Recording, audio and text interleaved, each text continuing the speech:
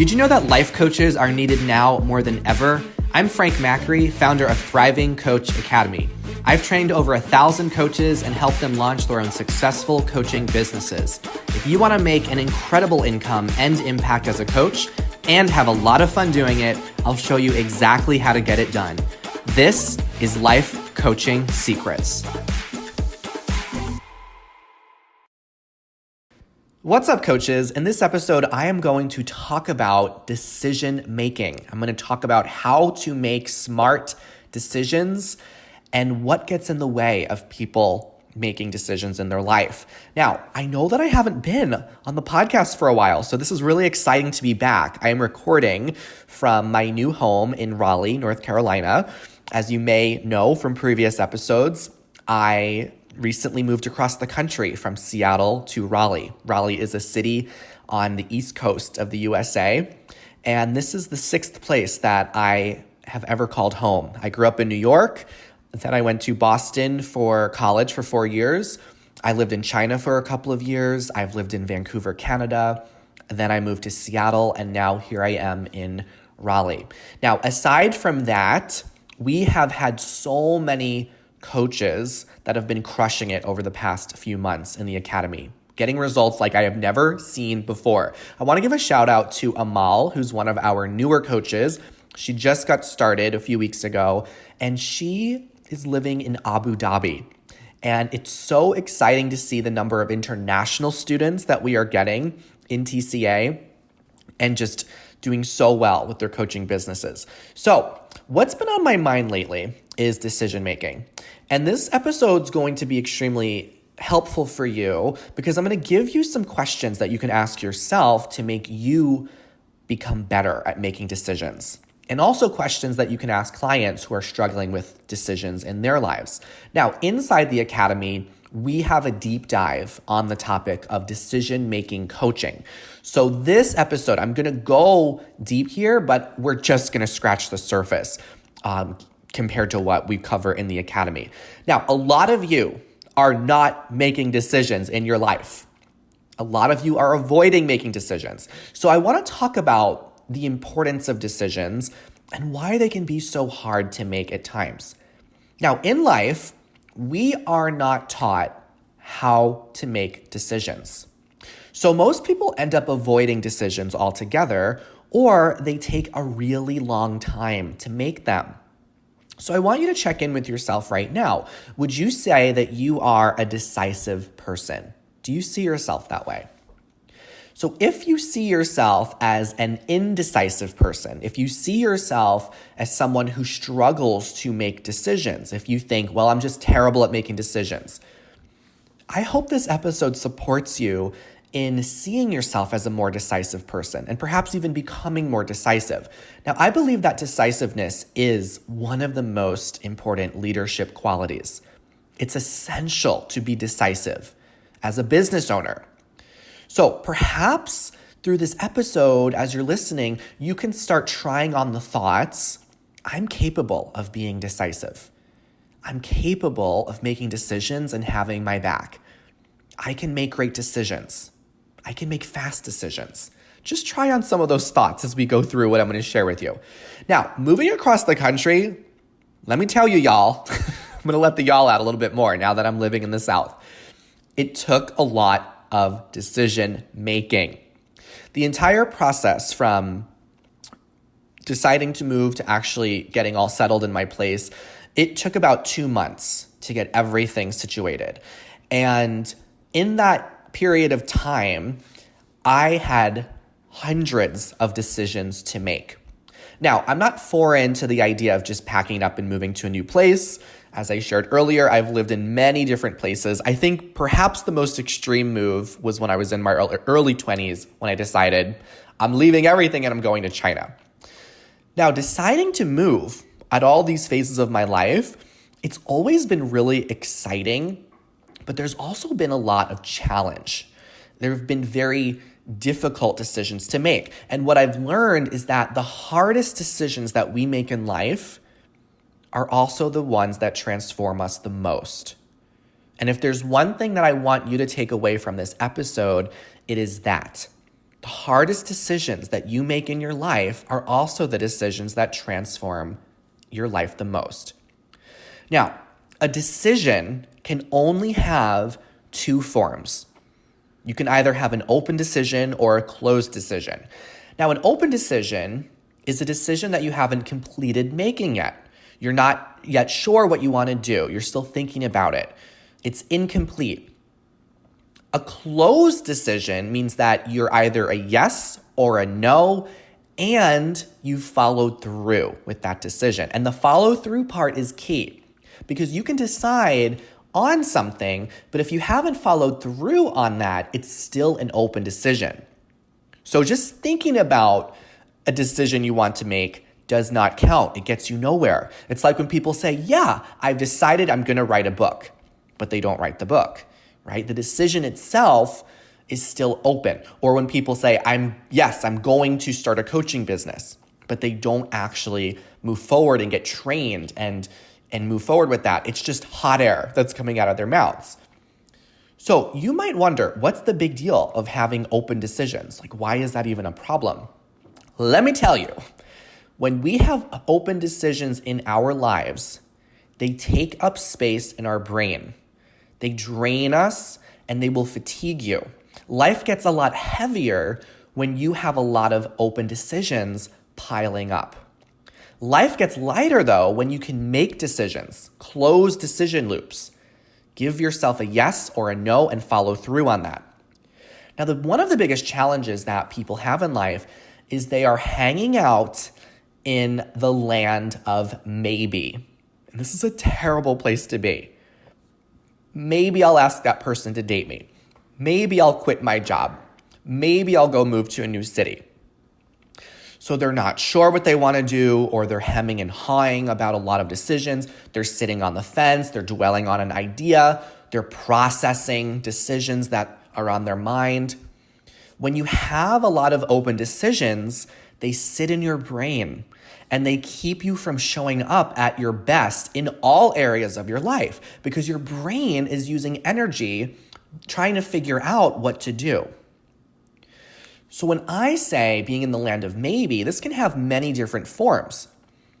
When you're being indecisive, it might look like overly researching or processing or considering something, reflecting on something, meditating on something, mulling things over, weighing your options, doing your due diligence. These are all forms of indecisiveness. These are all ways that we keep decisions open and keep life being very draining. So, moving to a new place is the ultimate example of this because the moment that you decide to move, suddenly there's so many decisions that open up. The moment that I decided to move, I had to start thinking about, okay, where do I want to move? Do I want to rent or do I want to buy? What neighborhood do I want to live in? What furniture do I want to get? And then when I actually moved to my new home, there was infinite number of decisions on how do I want to set up my house? Where do I want to put the furniture? Where do I want to hang the art? So finally getting all those decisions made, then there was a whole slew of decisions around assembling what I call my dream team. So what doctor? Where am I going to find my doctor? What clinic am I going to go to? What massage therapist do I want to hire? What about a CPA or a hairstylist? And all these other professionals that I now needed to decide on. But one of the things that I realized is the faster I made those decisions, the lighter I felt, and the more present and focused I became in my life. I knew that keeping those decisions open wasn't going to serve me. So check in with yourself right now. What's an open decision that you have in your life? A decision you haven't decided on and followed through on. Maybe it's deciding on whether you want to stay or in your job or quit your job. Maybe it's staying in a relationship or leaving in a relationship. Maybe it's deciding to become a coach or not become a coach. What is it going to take for you to close that decision loop and move your life forward? Decisions are what create our lives, right? When people say that they are stuck, it's because they're not making decisions. When people say that they're bored or they're drained or exhausted in a career, It's because they're not making decisions. When people say they're unhappy in a relationship, it's because they're not making decisions. Nothing is going to change if you don't make decisions. But when you do make decisions, it generates power. It moves life forward. Not waiting until you feel completely prepared or completely ready. The key is to start before you feel ready. Now, sometimes people say, well, I just don't know what I should do. Here's the thing. Don't ask yourself, what should I do? This is not a question that's going to serve you and catch your clients if they're wondering, I don't know, what should I do? Instead of asking yourself, what should I do? Ask yourself, what do you really want? When you tune out all the noise around you and you tune into your gut, what is it telling you? Here's another question. If you know that you're going to be just fine and God has your back, the universe has your back, what would you do? How about this? If you weren't worried about the approval of others, what would you do? Now, these are all powerful questions to ask yourself and also ask your clients if they struggle making decisions. I'm going to share them one more time. What do you really want? When you tune out all the noise around you and tune into your gut, what is it telling you? If you knew you were going to be just fine and God, the universe, has your back, what would you do? And if you weren't worried about the approval of others, what would you do? Suddenly the answers just become so clear. So I want to break down a little bit of how I decided on moving and some of the approaches I took to decision making that helped me make this happen so quickly. Because I had a few people and I told them, yeah, I'm going to move. And I said, yep, it's happening. Boom, boom, boom. I was making decisions and I had a lot of people say, wow, you move fast. It would take me so much more time before I figured out where I wanted to move and actually make it happen. So one of the questions that I asked myself was, if nothing were to change a year from now, would I be happy in the current environment that I'm in? And the answer was absolutely not. So it was immediately clear that something needed to change. If nothing changed in a year from now, I would not be happy.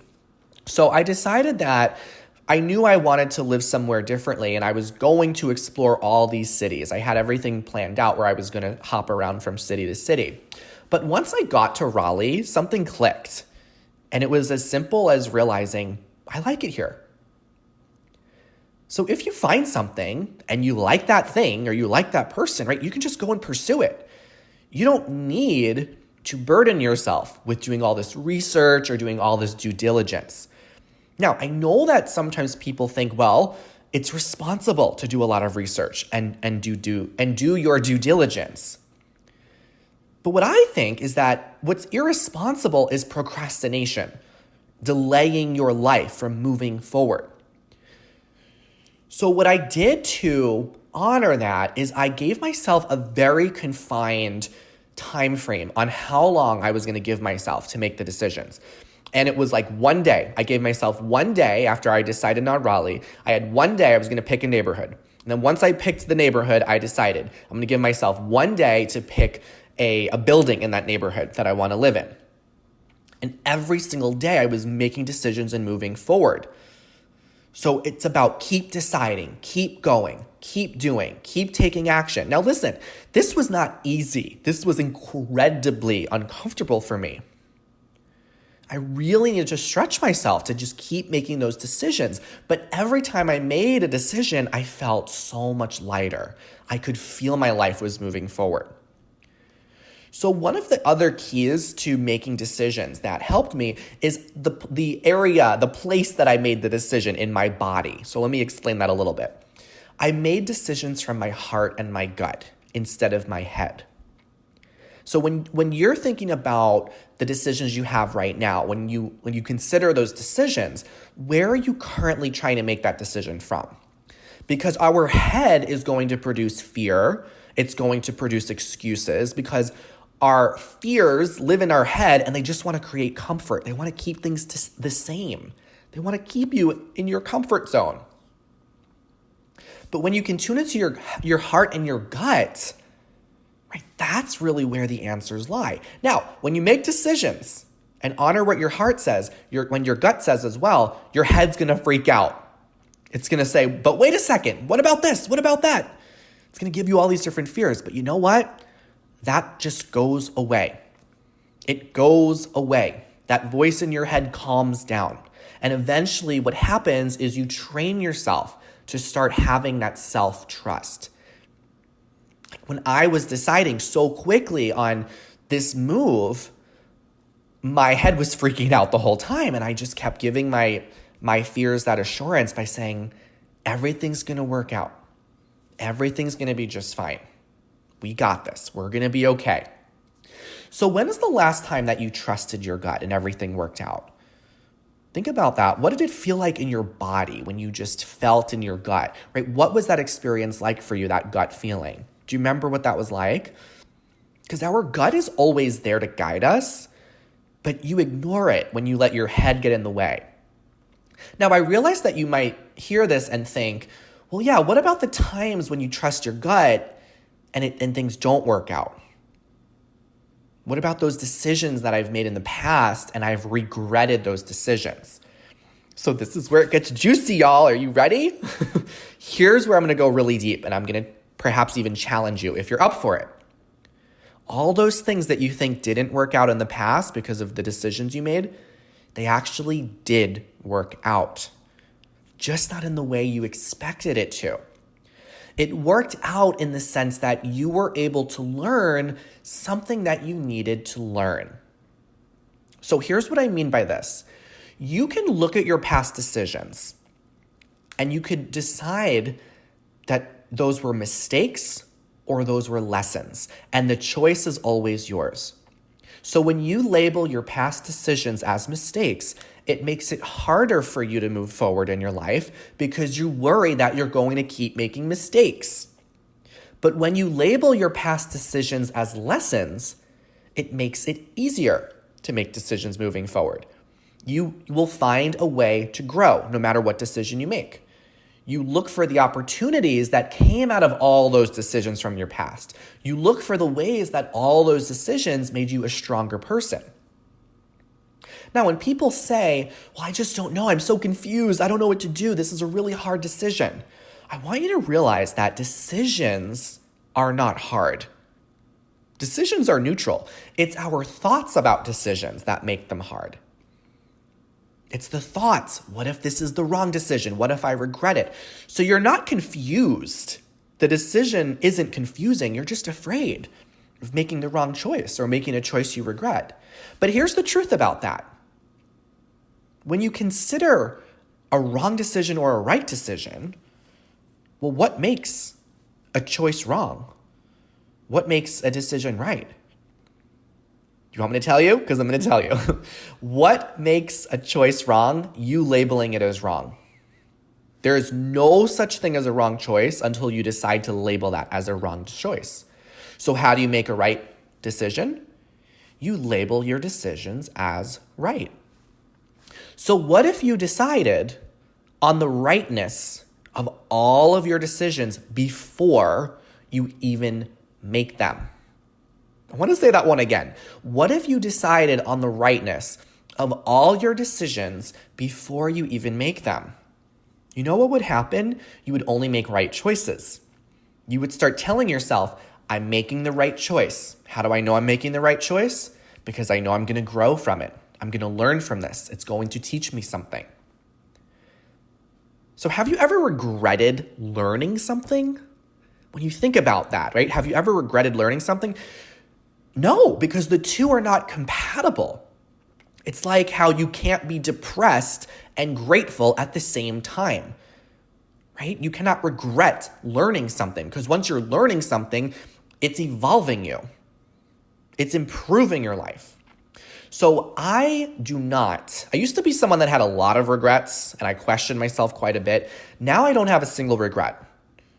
There's no thing I wish I could have done differently or wish I had coulda, woulda, shoulda, none of that, because I've learned from every choice. I've looked at the ways that every single one of my past decisions served me. So if you label something as a regret from your past, you close yourself off from all the magic, all the lessons, all the growth that's right there. So as I shared in the beginning of this episode, I'm going to share it again. The hardest decisions that we make in life are also the ones that transform it the most, right? The decisions that have been the hardest in my own life have also been the most defining. Now, if we just made comfortable decisions all the time, life would become very boring because we wouldn't grow. So you need to make decisions that challenge you to grow, to level up, in order to make your life interesting and also to make you an interesting person, right? Life is enriched when you make decisions, especially the uncomfortable ones. So if you decide to do something and to decide on something only when it's comfortable, you stay in your comfort zone. You miss out on the growth. But if you decide on something that is uncomfortable for you, you are exiting your comfort zone. You are allowing yourself to grow. And I'll give you an example of this. I hear often people, when they're talking about investing in the academy and becoming a coach, sometimes they say, well, I was talking to someone recently on the phone and they said, I don't really feel comfortable making this investment right now.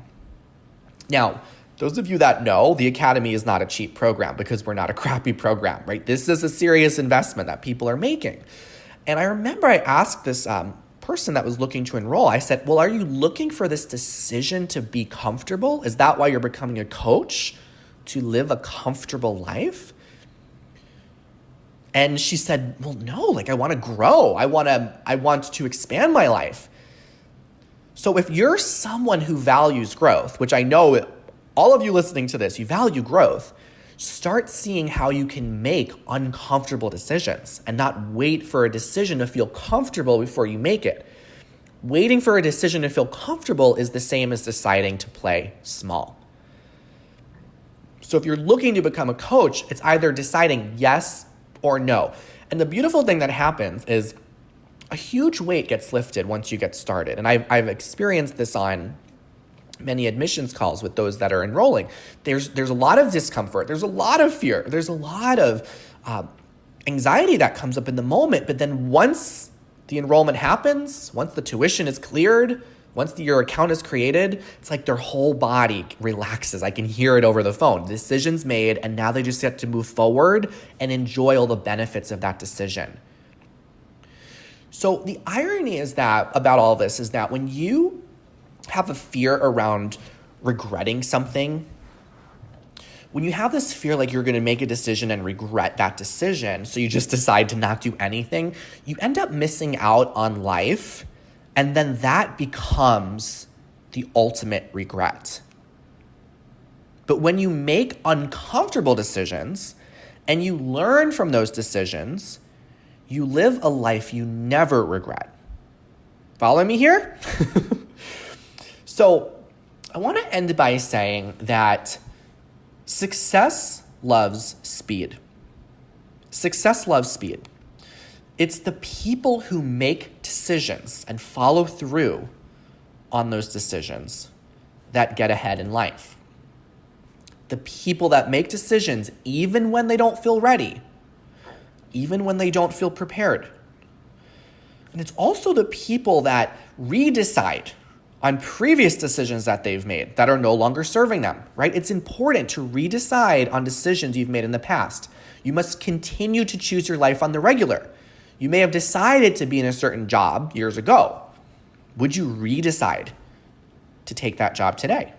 You may have decided to move to a certain city years ago. Would you redecide to live in that city today? You may have decided to be in a relationship with someone years ago. Would you decide to date or marry that person again today? Right? We need to keep committing to the things we have, letting go of the things that no longer serve you so that you can live a more conscious life, a life that is full of purpose, a life that works for you rather than against you. So I invite you to make more decisions and keep your life moving forward. All right, that's what I got on making decisions. Thanks for listening. I'll see you in the next episode. Hey, would you like access to powerful coaching tools you can use on yourself and clients right away?